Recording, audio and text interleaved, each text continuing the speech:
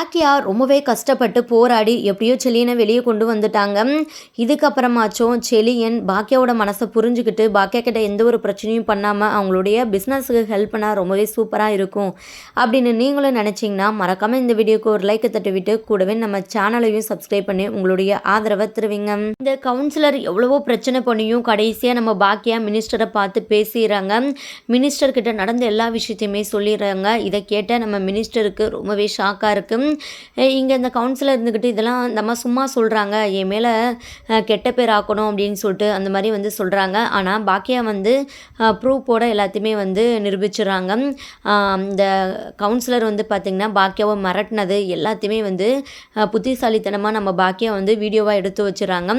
அதை நம்ம மினிஸ்டருக்கிடையுமே வந்து காட்டுறாங்க. அதை பார்த்த மினிஸ்டர் வந்து பார்த்திங்கன்னா இந்த கவுன்சிலர் லெஃப்ட் ரைட்டு வாங்குறாங்க, உன்னெல்லாம் பதவியில் விட்டு வச்சதே தப்பு, எத்தனையோ மேலே வந்து கம்ப்ளைண்ட் வந்தது, அப்போ கூட வந்து நான் உன்னை சரி ஏதோ கட்சியில் இருக்கிற பதவியில் இருக்கிற 4 பேர் 4 விதமாக சொல்லுவாங்க அப்படின்னு சொல்லிட்டு விட்டுட்டேன். ஆனால் இப்போது ஆதாரத்தோடு வந்து இந்த அம்மா நிரூபிச்சிட்டாங்க. இதுக்கப்புறம் வந்து நீ கட்சியில் இருக்கவே தகுதி இல்லை, உன்னை கட்சியை விட்டு நான் பதவியை விட்டு நான் தூக்குறேன் அப்படின்னு வந்து சொல்லிடுறாங்க. அது மட்டும் இல்லாமல் இப்போவே போயிட்டு இவங்களோட பையனை வந்து நீ கேஸை வாபஸ் வாங்கி வெளியே கொண்டு வரணும் அப்படின்னு ஸ்ட்ரிக்டாக ஆர்டர் போட்டுறாரு மினிஸ்டரு. வேறு வழி இல்லாமல் இந்த கவுன்சிலருமே பார்த்திங்கன்னா ஸ்டேஷனுக்கு போயிட்டு கம்ப்ளைண்ட்டை வந்து வாபஸ் வாங்கிடுறாங்க. இன்னொரு பக்கம் பாக்கியா ரொம்பவே சந்தோஷப்பட்டு இருக்கிறாங்க. இதுக்கு நம்ம செல்வி கூட ரொம்பவே ஹெல்ப்பாக இருந்தாங்க பாக்கியாவுக்கு. அதனால் செல்விக்குமே நம்ம பாக்கியா வந்து ரொம்பவே தேங்க்ஸ் சொல்லிட்டு 2 பேருமே பார்த்திங்கன்னா எமோஷ்னலாக வந்து பேசிகிட்டு இருக்கிறாங்க. அந்த கட்சிக்காரன் ஞாபகம் தான் நம்ம பாக்கியாவுக்கு வருது. அவருமே கரெக்டாக அந்த டைமில் வராரு. என்னம்மா இப்போ சந்தோஷமா அப்படின்னு வந்து கேட்குறாங்க. ரொம்ப ரொம்ப சந்தோஷம் சார், நீங்கள் மட்டும் இல்லைன்னா கண்டிப்பாக எனக்கு இந்த உதவி மினிஸ்டர்கிட்ட இருந்து கிடச்சிருக்காது. உங்களுக்கு நான் ரொம்பவே நன்றி கடன் பட்டிருக்கிறேன், உங்களுக்கு நன்றி சொன்னால் கூட வந்து இல்லை ஈடே இல்லை அப்படின்னு வந்து சொல்லிட்டு இருக்கிறாங்க. அதெல்லாம் பரவாயில்லம்மா, உங்கள் மேலே எதுவும் தப்பு இல்லை, அவை வந்து ரொம்பவே கேடு கட்டவே, அவை வந்து இந்த பதவியில் இருக்கவே தகுதி இல்லை, என்கிட்டே வந்து ரொம்பவே பிரச்சனை பண்ணான், மக்களுக்கு நிறைய நல்ல விஷயங்கள் பண்ணுறேன்னு சொல்லிட்டு முன்னாடி சொன்னனால தான் அவனை அந்த பதவியிலே நாங்கள் உட்கார வச்சோம். ஆனால் அதுக்கப்புறம் வந்து அவர் ரொம்பவே வந்து கேடுகட்டத்தனம் தான் பண்ணான். அந்த பதவியை யூஸ் பண்ணி தப்பான வழியில் வந்து அவன் நிறையா பிரச்சனை நிறையா இது பண்ணிகிட்டு இருந்தான்.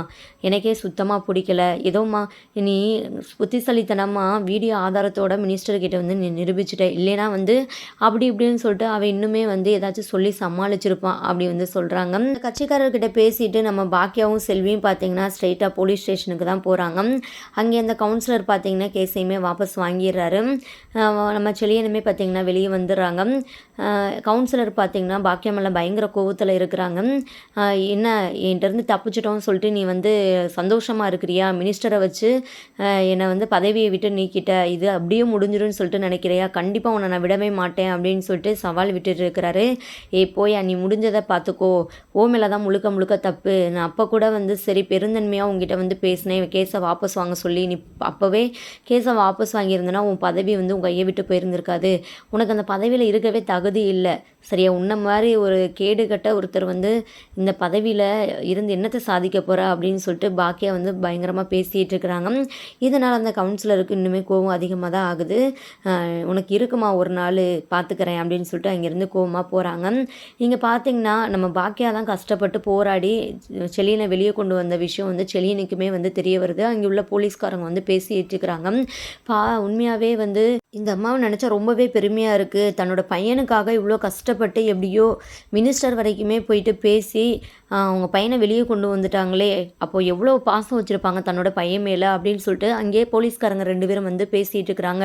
ஆமாப்பா, உண்மையாகவே எனக்குமே விஷயம் வந்தது, அந்த பையனை வெளியே கொண்டு வர முடியாத ஒரு நிலமை தான் இருந்தது. ஆனால் மினிஸ்டர் வரைக்குமே போயிட்டு அந்த அம்மா போராடி கஷ்டப்பட்டு எப்படியோ வந்து அந்த கவுன்சிலரையுமே வந்து கேஸை வாபஸ் வாங்க வச்சுட்டாங்க. அந்த கவுன்சிலர் ரொம்பவே மோசமானவே, அவங்கள மீறியுமே அந்த அம்மா வந்து இப்படிலாம் வந்து பண்ணதுன்னா பெரிய விஷயந்தான். எல்லாம் யாருக்காக, தன்னோட பையனுக்காக தான், அந்த பையன் ரொம்பவே கொடுத்து வச்சவன் அப்படின்னு வந்து பேசிகிட்டு இருக்கிறாங்க. இது செலியன் காதுக்குமே வந்து கேட்குது.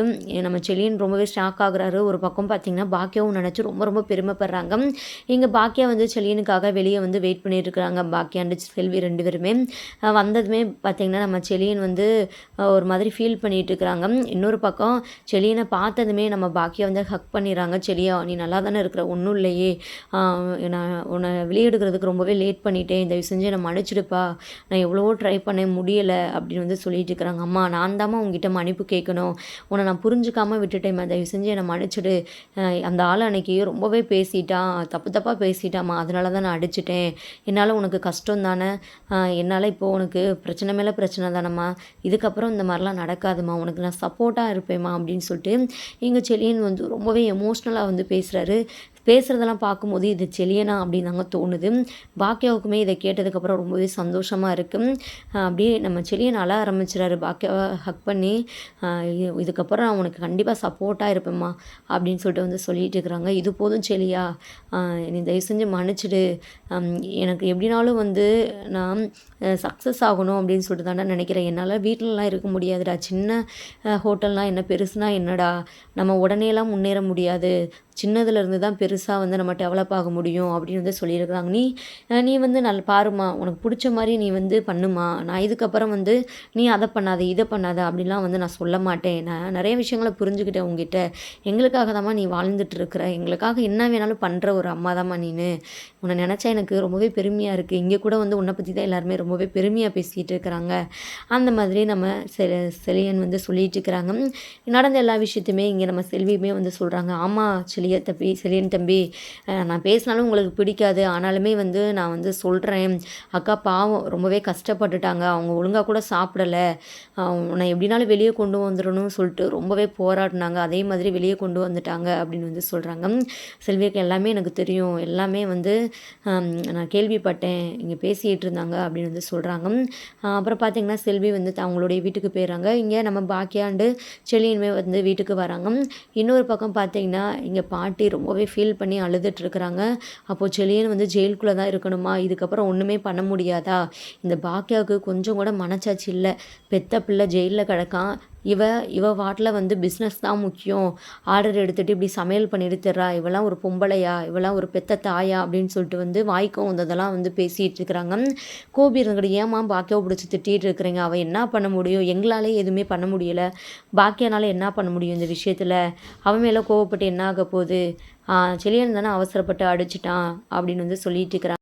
கண்டிப்பாக இந்த பாக்கியனால் எதுனாலும் பிரச்சனை வரும் அப்படின்னு சொல்லிட்டு தான் அந்த கடையெல்லாம் வேணாம், நான் கூட அட்வான்ஸை கூட திருப்பி வாங்கிட்டு வா, வீட்டில் பேசாமல் இரு அப்படின்னு தானே சொன்னேன், இந்த பாக்கியா வந்து கேட்டாளா, பெரியவங்க பேச்சை எதுனாலும் கொஞ்சமாச்சும் மதிக்கிறாளா, அவள் வந்து நினச்சது நடக்கணும், அவள் சரியான சுயநலவாதியாக இருக்கா, இப்போ பாரு ஜெனி கூட வந்து அவன் மேலே கோவப்பட்டு வீட்டை விட்டு போயிட்டா அப்படின்னு வந்து சொல்லிட்டு இருக்கிறாங்க. கரெக்டாக பார்த்தீங்கன்னா இங்கே பாக்கியா வந்து வீட்டுக்கு வராங்க. பாக்கியாவை பார்த்ததுமே பார்த்தீங்கன்னா பாட்டி பிடிச்சி திட்டுறாங்க. நீலாம் உன்னெல்லாம் என்னதான் சொல்ல, உன்னை திட்டுறது கூட எனக்கு வாய் வரமாட்டுது, அசிங்கமாக இருக்குது அப்படி இப்படின்னு சொல்லிட்டு வந்து சொல்லிட்டு இருக்கிறாங்க. இங்கே பாக்கியாவை திட்டிகிட்டு இருக்கும்போதே பார்த்தீங்கன்னா செலியனுமே பார்த்தீங்கன்னா வீட்டுக்குள்ளே வந்து நிற்கிறாங்க. பாட்டி நம்ம கோபிக்கெலாம் ரொம்பவே ஷாக் ஆயிடுது. செலியா நீ எப்படி வெளியே வந்த, உன்னை யார் வெளியே கொண்டு வந்தா, யார் ஹெல்ப் பண்ணா அப்படின்னு சொல்லிட்டு அடுத்தடுத்து கேள்விகளாக வந்து கேட்க ஆரம்பிச்சிடறாங்க. உடனே செலியன் இருந்துக்கிட்டு அம்மா தான் எப்படியோ கஷ்டப்பட்டு என்னை வெளியே கொண்டு வந்தாங்க மினிஸ்டர்கிட்ட வந்து பேசி அப்படின்னு வந்து சொல்கிறாங்க. கோபிக்கு ரொம்பவே ஷாக்காக இருக்குது. இன்னொரு பக்கம் ஈஸ்வரி பாட்டி அப்படியே வாயை பொளந்துட்டு நிற்கிறாங்க. என்னடா சொல்கிற செலியா, நீ சொல்கிறதெல்லாம் உண்மையா அப்படின்னு சொல்லிட்டு வந்து கேட்குறாங்க. ஆமாப்பா அப்படின்னு சொல்லிட்டு செலியனுமே வந்து சொல்கிறாங்க. உடனே கோபி இருந்துக்கிட்டு நம்ம பாக்கியா கிட்ட வந்து கேட்குறாங்க, எப்படி பாக்கியா உன்னால் மட்டும் இது முடிஞ்சது, நாங்கள் எவ்வளவோ ட்ரை பண்ணி பார்த்தோமே, எனக்கு தெரிஞ்சவங்க கிட்டலாம் வந்து பேசி பார்த்தேன், ஆனால் எதுவுமே பண்ண முடியாது அப்படின்னு சொல்லிட்டு கை விரிச்சிட்டாங்க, ஆனால் நீ மட்டும் எப்படி மினிஸ்டர் வரைக்குமே பேச முடிஞ்சது அப்படின்னு சொல்லிட்டு வந்து கேட்குறாங்க. உடனே நடந்த எல்லா விஷயத்தையுமே பாக்கியா வந்து சொல்ல ஆரம்பிச்சுறாங்க. அத்தை நீங்கள் எனக்கு கால் பண்ணீங்களே, அப்போ நான் கூட வந்து ஒரு ஆர்டர் எடுத்து செஞ்சிட்ருக்கிறேன்னு சொன்னேன் பார்த்தீங்கன்னா சமையல் வேலை, அது வந்து வேறு யார் வீட்லேயும் இல்லை, மினிஸ்டர் வீட்டில் தான், வெளியே எடுக்கிறதுக்காக ஹெல்ப் கேட்டு தான் இங்கே வந்து மினிஸ்டர் பார்க்கலான்னு போயிருந்தேன். அப்போது அங்கே வேறு ஒரு பிரச்சனை போயிட்டு இருந்தது.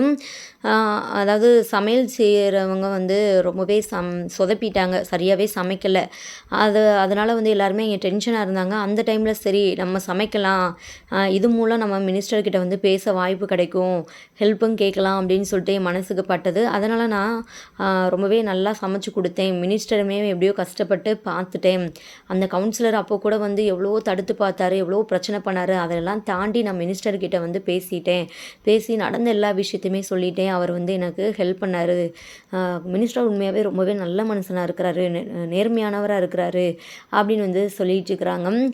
இதை கேட்டு பார்த்திங்கன்னா நம்ம கோபிக்கு ரொம்பவே சந்தோஷமாக இருக்குது. உண்மையாகவே உன்ன மாதிரி ஒரு அம்மா கிடைக்கிறதுக்கு நம்ம பிள்ளைங்க கொடுத்து வச்சுருக்கணும் பாக்கியா. தன்னோட பிள்ளைங்களுக்காக நீ எவ்வளோ கஷ்டப்படுற, எவ்வளோ போராடி இப்போ கூட நீ செலியனை வெளியே கொண்டு வந்திருக்கிற. உன்னை நினைக்கவே ரொம்பவே பெருமையாக இருக்குது பாக்கியா. முன்னாடி தான் உன்னோட அருமை எனக்கு தெரியலை, இப்போ தான் உன்னை நான் புரிஞ்சுக்கிட்டேன் அப்படின்னு வந்து சொல்லிட்டு இருக்கிறாங்க. இங்கே பாக்கியாவுக்குமே ரொம்பவே பார்த்திங்கன்னா பெருமையாக தான் இருக்குது, ரொம்பவே சந்தோஷப்படுறாங்க. நெக்ஸ்ட்டு பார்த்திங்கன்னா இந்த பாட்டி இருந்துக்கிட்டு ஸ்டார்ட் பண்ணிட்டாங்க. அதெல்லாம் சரி, ஏதோ சாதிச்ச மாதிரி எல்லா பேரும் பெருமையாக பேசிகிட்டு இருக்கிறாங்க. இவளால் தானே செலியன் வந்து இப்போ பிரச்சனையில் மாட்டிக்கிட்டு ஜெயில் வரைக்கும் போனா, அவள் பண்ண தப்புக்கு அவளே வந்து சரி பண்ணிட்டா அப்படின்னு வந்து சொல்லிட்டு இருக்கிறாங்க. கொஞ்சம் கூட இந்த ஈஸ்வரி பாட்டிக்கு மனச்சாட்சியும் இல்லை, எதுவுமே இல்லை அப்படின்னு தான் வந்து சொல்லணும். பாக்கியாவை பாராட்ட வேணாம், ஆனால் இப்படி எப்படி சொல்ல, பாக்கியாவை எப்போ பார்த்தாலும் கரிச்சு கொட்டுறதா வேலையாக போச்சு. அப்போ கூட கோபி இருந்துக்கிட்டு, என்னம்மா எவ்வளோ பெரிய விஷயம் பாக்கியா பண்ணியிருக்கிறா, இப்போ கூட வந்து நீங்கள் அதை பெரிய விஷயமா எடுத்துக்காமல் பாக்கியாவை பிடிச்சி திட்டுறீங்க அப்படின்னு வந்து சொல்லிட்டு இருக்கிறாங்க. அட போங்கப்பா, நீங்கள் என்னடா இப்படிலாம் வந்து சொல்லிட்டு இருக்கிறீங்க, இதுக்கப்புறமாச்சும் இவளை மறுபடியும் கடையை பார்க்க போகிறேன், பிஸ்னஸ் ஸ்டார்ட் பண்ண போகிறேன் அப்படின்னு சொல்லிட்டு வந்து போகாமல் வீட்டிலே இருக்க சொல்லு, அது போதும். இவள் வீட்டிலே இருந்தால் கண்டிப்பாக வெளியே இருந்து எந்த ஒரு பிரச்சனையுமே வராது அப்படின்னு வந்து சொல்கிறாங்க. அவங்க வெளியே போனால் தான் பிரச்சனை வரும், இந்த ஈஸ்வரி பாட்டி வீட்டில் இருந்தாலே வந்து பிரச்சனை தான் அப்படின்னு தான் வந்து நம்மளோட ஒரு மைண்ட் வாய்ஸு. உடனே பாக்கியா இருந்துக்கிட்டு, அதெல்லாம் என்னால் முடியாது, நான் வந்து இப்போதைக்கு பிரச்சனைனால தான் வந்து என்னோடய ஹோட்டலை வந்து நான் ஓப்பன் பண்ணாமல் இருந்தேன், தேவையில்லாமல் வந்து கலாட்டா பண்ணுவார் இந்த கவுன்சிலர் அப்படின்னு சொல்லிட்டு, இப்போ என்ன எல்லா பிரச்சனையும் முடிஞ்சிருச்சு, ஆனால் நாளைக்கு வந்து எப்போதும் போல் என்னோடய கடையை வந்து நான் ஓப்பன் பண்ணிடுவேன் அப்படின்னு வந்து சொல்கிறாங்க. இதனால் பாட்டி இருந்துக்கிட்ட டென்ஷன் ஆகுறாங்க. பாக்கியா, ஒழுங்காக நான் சொல்கிறத கேளு, அவ்வளோதான், நீ கண்டிப்பாக வந்து இந்த ரெஸ்டாரண்ட்லாம் வந்து நீ ஒன்றும் பார்க்க வேணாம், பார்த்ததெல்லாம் போதும், இதுக்கப்புறம் நீ வீட்டில் இருக்கிற வேலையை பார்த்துட்டு அமைதியாரு. இப்போ பாரு, உன்னால தான் சென்னை கூட இந்த வீட்டை விட்டு போயிட்டா, அவள் மறுபடியும் இந்த வீட்டுக்கு கூட வருவாளான்னு சொல்லிட்டு தெரியலை அப்படின்னு வந்து சொல்கிறாங்க. இதை கேட்டு செல்லினுக்கு ரொம்பவே ஷாக்காக இருக்கும். என்ன சொல்கிறீங்க அப்படின்னு சொல்லிட்டு கேட்கும்போது நடந்த எல்லா விஷயத்தையுமே வந்து பாட்டி இருந்துக்கிட்டு சொல்கிறாங்க. பாக்கியா மேலே கோவத்தில் தான் வந்து ஜெனி இந்த வீட்டை விட்டு போயிட்டா அப்படின்னு வந்து சொல்கிறாங்க. நெக்ஸ்ட்டு பார்த்திங்கன்னா பாட்டி ரொம்பவே பாக்கியா கிட்ட வந்து பிரச்சனை பண்ணிகிட்டு இருக்கிறாங்க. ஆனால் பாக்கியா ரொம்பவே பிடிவாதமாக இருக்கிறாங்க. நீங்கள் யார் என்ன சொன்னாலுமே வந்து கண்டிப்பாக என்னோடய கடையை நான் வந்து ஓப்பன் பண்ணி நான் வந்து கண்டிப்பாக முன்னேறுவேன் அப்படின்னு சொல்லிட்டு எப்போதும் போல் பேசிகிட்டு இருக்கிறாங்க. எங்கள் செல்லியனுமே வந்து சப்போர்ட் பண்ணுறாங்க. பாட்டி, இதுக்கப்புறம் நான் நீங்கள் சொல்கிறதெல்லாம் கேட்க மாட்டேன், அம்மாவுக்கு தான் சப்போர்ட்டு, அம்மா கண்டிப்பாக ஜெயிப்பாங்க, இதுக்கப்புறம் அம்மாவை வந்து கஷ்டப்படுத்தாமல் இருங்க தயவு செஞ்சு, இது இல்லைன்னா வந்து நான் என்ன பண்ணுவேனே தெரியாது அப்படின்னு வந்து சொல்கிறாங்க. இதனால் பாட்டிக்கு ரொம்பவே கோவம் வருது. என்ன உங்கள் அம்மா கூட நீயும் செஞ்சுட்டியா, எப்பயுமே அந்த எழில் தான் வந்து ஜால்ரா தட்டிட்டு இருப்பான் அம்மா அம்மான்னு சொல்லிட்டு, இப்போது நீயுமே உன் அம்மா பக்கம் போயிட்டியா, எல்லோரும் போங்க ஒன்றும் இல்லை, ஆனால் நான் சொல்கிறத தான் இந்த வீட்டில் எல்லாருமே கேட்கணும், ஏன்னா நான் அந்த வீட்டு பெரிய மனுஷி அப்படின்னு சொல்லிட்டு ரொம்ப பேசிகிட்டு இருக்கிறாங்க. உடனே பாக்கியாக இருந்துக்கிட்டு, அப்படிலாம் எதுவுமே கேட்க முடியாது, நீங்கள் நல்லது சொன்னீங்கன்னா கண்டிப்பாக வந்து கேட்கலாம், நீங்கள் நான் முன்னேறவே கூடாது அப்படின்னு சொல்லிட்டு ரொம்பவே கேவலமாக யோசிக்கிறீங்க, அதுக்காக தான் எல்லாமே பண்ணிகிட்டு இருக்கிறீங்க, உங்கள் பேச்சு எப்படி நான் கேட்க முடியும், உங்களை பிடிச்சா அந்த வீட்டில் இருங்க, இல்லைனா ஒழுங்கு மரியாதை வெளியே போயிடுங்க, அதான் வந்து மற்ற எல்லாருக்குமே நல்லது, நீங்கள் இருக்கிற வரைக்கும் இந்த வீட்டில் நிம்மதி இருக்காது, சந்தோஷம் இருக்காது, எல்லாமே வந்து பிரச்சனையாக தான் போயிட்டுருக்கும், தயவு செஞ்சு வெளியே போயிடுங்க அப்படின்னு வந்து சொல்கிறாங்க. இதனால் பாட்டி இருந்துக்கிட்டு ரொம்பவே ஷாக் ஆகுறாங்க. எங்கள் கோபியுமே பார்த்திங்கன்னா, அம்மா பாக்கியா சொல்கிறதா நல்லது, தயவு செஞ்சு நீங்கள் வந்து எங்கூடயே கிளம்பி வந்துடுங்க அப்படின்னு வந்து சொல்கிறாங்க. இங்கே பாக்கியாவுமே பார்த்திங்கன்னா, தாராளமாக உங்கள் கூடயே கூப்பிட்டு போங்க, நாங்களாச்சும் நிம்மதியாக இருக்கிறோம், இவங்க போனால் கண்டிப்பாக அந்த வீட்டில் எந்த ஒரு பிரச்சனையும் இருக்காது அப்படின்னு வந்து சொல்கிறாங்க. பாட்டி ரொம்பவே ஃபீல் பண்ண ஆரம்பிச்சிட்டாங்க. ஓ அப்படியா பாக்கியா, நான் உனக்கு வந்து ரொம்பவே தொந்தரவாக இருக்கிறேன்னா, இடைஞ்சலாக இருக்கிறேன்னா அந்த வீட்டில், நான் போகிறேன், நான் போனால் தான் உனக்கு சந்தோஷம், என்ன உன் இஷ்டத்துக்கு நீ தெரியலாம் அப்படின்னு வந்து சொல்லிட்டு இருக்கிறாங்க. அத்தை, உங்கள் விஷயத்தில் நான் தலையிடையே விரும்பலை, உங்களுக்கு என்ன தோணுதோ அதை பண்ணிக்கோங்க, நீங்கள் இப்போ வரைக்குமே என்னை வந்து உங்கள் பொண்ணாக வந்து நினைக்கல, மருமகளாக நினச்சி தான் வந்து நீங்கள் என்கிட்ட அதிகாரம் பண்ணிகிட்டு இருக்கிறீங்க, உங்கள் மேலே நான் நிறையா ஒரு நல்ல ஒப்பீனியன் வச்சுருந்தேன், அதெல்லாம் இப்போது எதுவுமே இல்லை, நீங்கள் அந்தளவுக்கு நடந்துக்கிறீங்க, பெரியவங்க மாதிரியே நீங்கள் நடந்துக்கல அப்படின்னு வந்து சொல்லிட்டு இருக்கிறாங்க. இதனால் ஈஸ்வரி பாட்டி பார்த்திங்கன்னா அப்படியே உடஞ்சி போய் நிற்கிறாங்க. பாக்கியா ஈஸ்வரி பாட்டியை வீட்டை விட்டு வெளியே அனுப்புனா தான் ரொம்பவே சந்தோஷம் அப்படின்னு சொல்லிட்டு நீங்களும் நினச்சிங்கன்னா மறக்காமல் கீழே கமெண்ட் பாக்ஸில் கமெண்ட் பண்ணி தெரிவிங்க. பல இன்ட்ரெஸ்டிங்கான ட்விஸ்டான விஷயங்கள்லாம் அப்கமிங் எபிசோடில் நடக்க போகுதுங்க. வெயிட் பண்ணி ஃபுல் எபிசோடை பார்த்து தெரிஞ்சுக்கலாம். தேங்க்யூ ஃபார் வாட்சிங். டாடா, பை.